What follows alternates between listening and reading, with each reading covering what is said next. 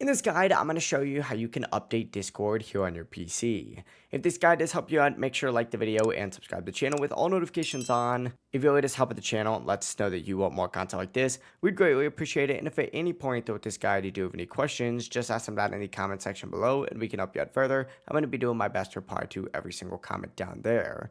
Now, first things first, what you're going to want to do is actually look in the top right corner of the Discord window. If you do see a little down arrow icon, that means an update is ready. Obviously, in this case, we don't have one. But nonetheless, I'm still going to show you how you can do this. Essentially, go ahead and close Discord by hitting the X in the corner. And now what you're going to want to do is just go down to your taskbar and open up the hidden menus icon. This is going to be done by just clicking this just like so. And find Discord on here and just do a little right click on it. And then select check for updates.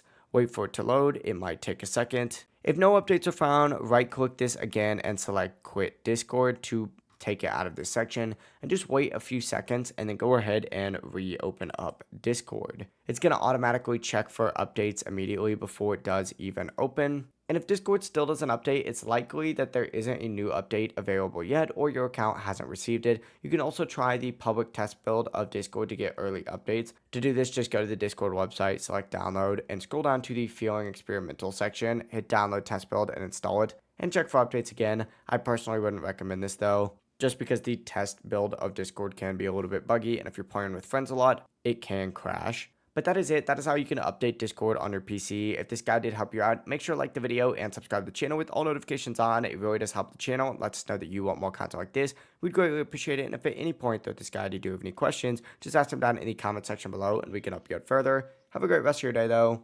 Peace.